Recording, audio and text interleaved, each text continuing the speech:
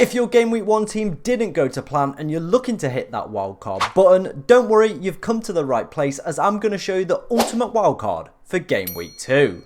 And starting off our team, we have gone for Turner in goal. We've actually gone for both 4 million goalkeepers as well. If you take a look at the bench, we've got Turner, we've got Areola. We're starting Turner as he does have Sheffield United at home. And I don't think Forest's performance at Arsenal was too bad as well. I think he put in quite a good performance as well. So should remain the #1 goalkeeper. With Areola as well, it does look like he is now the #1 goalkeeper there and has replaced Fabianski. With this draft as well, there is 0.5 million in the bank if you did want to upgrade. Probably Areola in my personal opinion to Johnson because him and Turner rotate so nicely. That's what the setup I've got in my team because they're amazing at rotating with each other, as are Areola and Turner. But Johnson, I feel, has just got that little bit more kind of credibility as a first team goalkeeper over these two. But yeah, we've gone with the two 4 million goalkeepers. Let me know what you think of that down in the comments, as it is kind of an emerging trend that we are seeing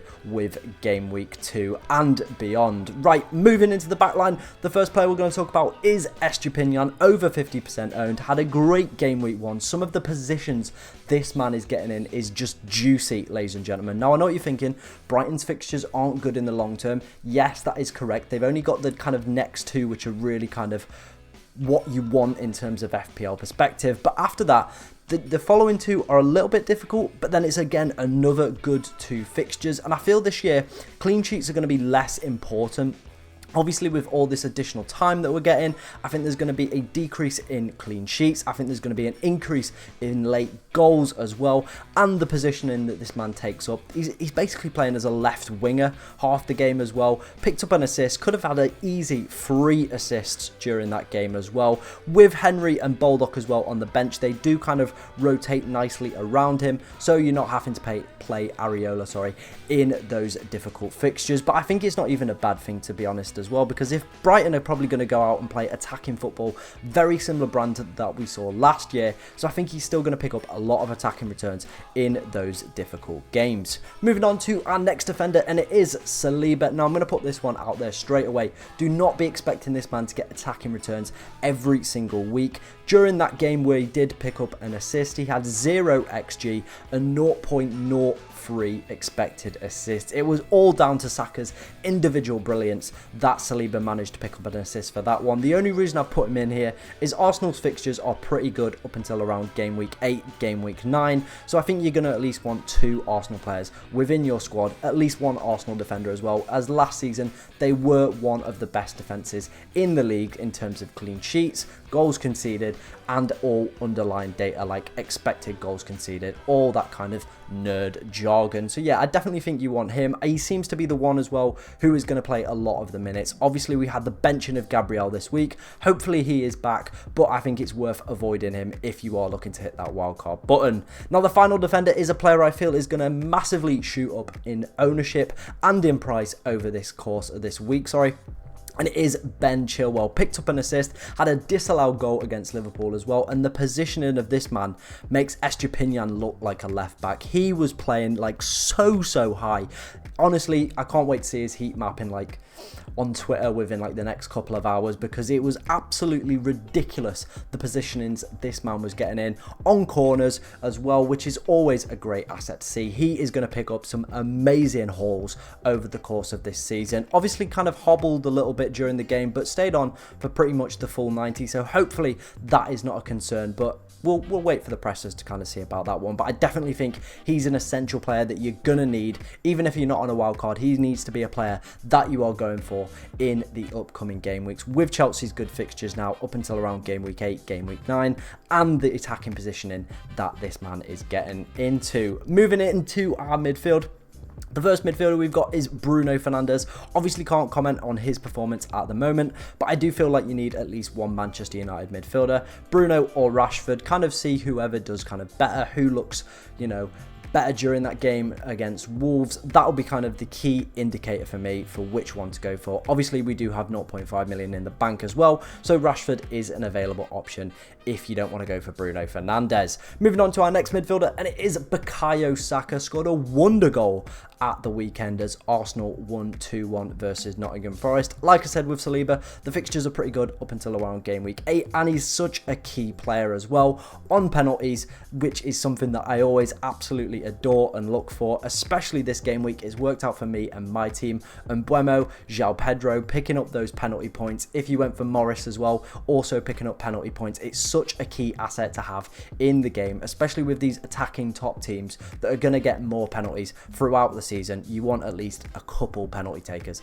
within your side. Moving on to our next midfielder, and it is James Maddison. Had a wonderful performance against Brentford, picking up 2 assists, and he was involved in absolutely everything today, ladies and gentlemen, on the corners, on the free kicks, and was amazing. Really, really like good. He was instantly like, I got a bit of FOMO, to be honest. Like, I've got to find a way to get this man into my own personal team because he was looking saucy, ladies and gentlemen. Obviously, the game week 2 fixture isn't great for Spurs, but after that, their fixtures are delightful, ladies and gentlemen. And the attacking brand of football that they're playing, him on set pieces and corners as well, is going to be magnificent. Wait, is that a word? That's not a word. I just made that word up.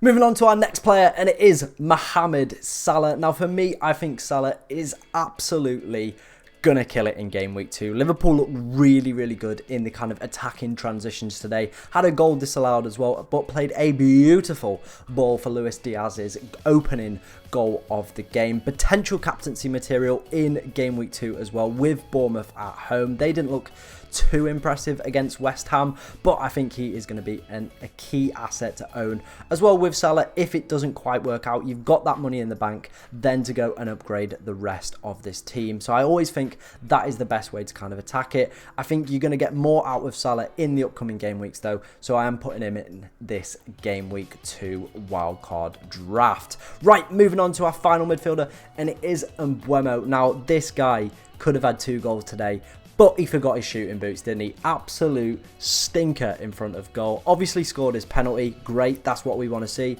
Him on penalties, absolute wonderbar, as Brentford had 8 penalties last year as well. Ivan Toney only scored 7, but then scored a rebound off one of them as well. So 8 penalties. You imagine if he gets that on top of the 8 goals he scored last year as well. Could have had 2 as well today. Good fixtures in the long run as well. So I definitely think Bryan Mbeumo and Rico Henry from Brentford are my 2 favourite assets to go for if you are looking for Brentford players as well. Moving into the front line, and obviously we're going to start with this man, Erling Haaland. A brace on Friday night. A fantastic performance from him. Well, I thought so, but Pep didn't quite agree with that, to be honest. Newcastle at home isn't the easiest of fixtures. Obviously, absolutely dismantled Aston Villa on Saturday night. So we are going to have to see kind of how Newcastle get on this season, because I feel a lot of us had kind of wrote them off a little bit and didn't think they'd be as good this year, but then absolutely dismantled the team who we had, like some of us had, in kind of prediction terms, above in Aston Villa. I think he's also a good captain shout. Manchester City are always good value at home, and Newcastle didn't look kind of the same kind of stalwart team that we saw last year in terms of defensive kind of capabilities. So I definitely think Haaland's going to be involved in one of the goals or maybe a couple of goals. If you were going for him captain, I don't think it's the worst shout, because he probably is going to be like the majority captain for most people. Now, finishing up the side is João Pedro. Obviously, again, another penalty taker. Yes, I mentioned this earlier with Estepinian. Only 2 good fixtures for him. But my plan in my personal team is to either downgrade him to a 4.5, utilise that extra mil in the bank, or what you could do as well, which is another plan that I'm potentially looking at, is Morris in game week 4, as Luton kind of have a good 4 to 5 game week period. He's on penalties. I thought he looked quite bright in the game as well. Kabore as well, another player from Luton who I also thought looked quite good if you don't want to go with Baldock on the bench. So I definitely think there's some options. I don't think João Pedro is probably the best long-term option. He is very short-term minded, which is not something that I usually like to go for, but I thought he looked really impressive, involved in absolutely everything, and Brighton, look very attacking at the moment. Quick run through of the bench. Obviously, we spoke about Areola. Baldock, a cheap 4 million defender, as I mentioned a couple of seconds ago. Kabore is another fantastic option. Rico Henry picked up an assist today and looked very attacking down that left-hand side. So with Brentford's good fixtures, he could easily slot into this side as well. So yeah, that was the updated kind of game week 2 wildcard. Let me know what you think of it. Let me know if you are actually wildcard in this game week, and if you have any questions, do leave them in the comments, as I do answer every single one. But thank you very much for watching today, ladies and gentlemen, and enjoy the rest of your week.